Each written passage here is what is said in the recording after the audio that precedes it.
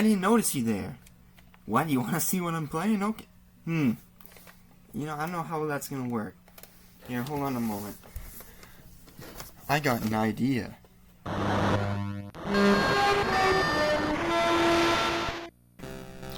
Before I start my review, I would like to apologize for only having footage of the very beginning and end of the game.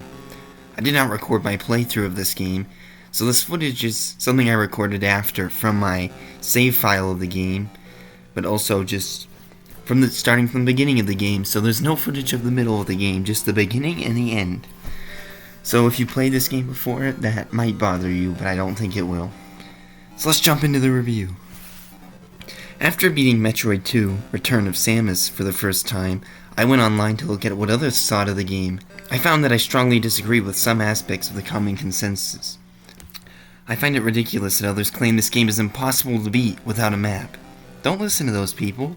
Despite what others on the internet might have you think, this game is not cryptic. I never got lost, I found all the items I needed, and found all the Metroids, all without a map. And keep in mind, I am not some Metroid pro. This review is based on my first and only playthrough of this game. If an average gamer can beat this game for the first time in 6 hours without a map, I don't think it's fair to say you need a map to play this game. I won't judge you if you choose to play this game with a map, but it isn't a necessity like people on the internet might have you think. This is in contrast to the original Metroid. I never played this game with the map, and because of that, it took me 3 weeks to beat the game for the first time. 3 straight weeks of playing the original Metroid every day. Good thing it was during the summer. It was incredibly rewarding when I finally beat the game, but it definitely took longer than expected. Now I'm at the point where I've played the original so many times I've memorized the layout of Planet Zevis. And yes, I'm still one of those people who refuses to play the game with a map. But I'm willing to admit that the first Metroid is definitely cryptic in some aspects. And I understand why people say that first-time players should play Metroid 1 with a map, but I don't understand why people say the same for Metroid 2. Compared to all the other mainline Metroid games, Metroid 2 is probably one of the least cryptic. Secrets were almost always in plain sight. The challenge was figuring out how to get to the secrets. This is different from other Metroid games, where the challenge comes from finding the item in the first place. The way forward was never hidden behind a wall. The only places blocked off by bomb blocks were optional shortcuts that helped you navigate an area faster. This isn't to say there weren't secret Morphball passages. In fact, there may even be more than other games. But this time around, these secret passages were easier to find because they weren't blocked off. Instead, they were disguised in with the environment, meaning you can simply brush up against these passages in Morphball form and you will enter them and find them easily. It also helps that there's items like the Spider Ball and Spring Ball that make it even easier to find these secrets. I don't understand why people often label Metroid 2 as Metroid 1 again on the Game Boy, when its structure and philosophy for exploration are completely different. And don't take this as me saying that the original Metroid is bad. In fact, the original Metroid on NES is probably one of the best games ever made, and you're missing out if you haven't played it.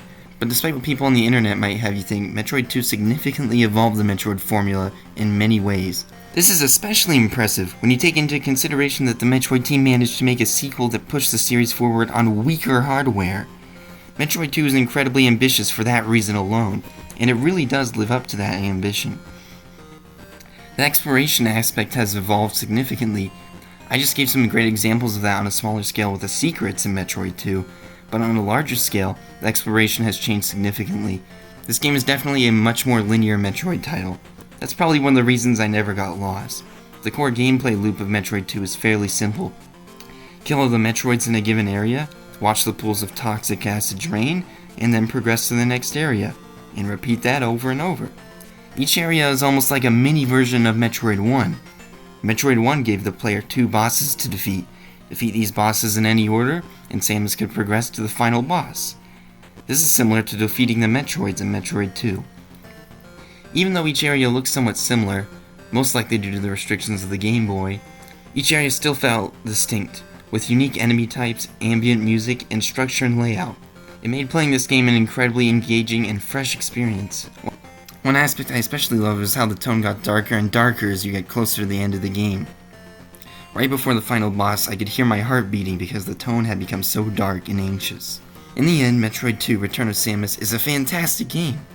I found myself enjoying this game just as much as I did Super Metroid, or Metroid Dread, or Metroid Fusion, and of course just as much as the original. Yes, I understand that later Metroid games had maps, but this doesn't mean you need a map if you're playing this game.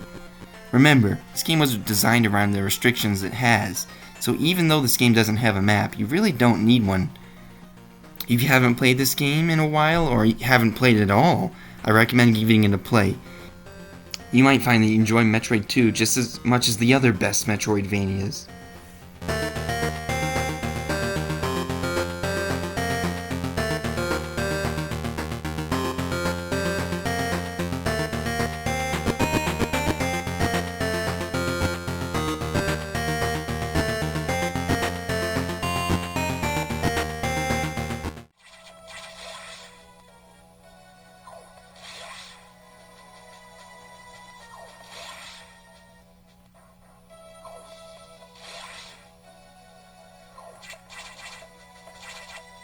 Oh, hey there again. You want to see what I'm playing again? Well, hold on. I don't know if this is gonna work. And that's not gonna work in a Super Game Boy. We're gonna have to wait for another time for this one. Thank you, and TMG out. Goodbye.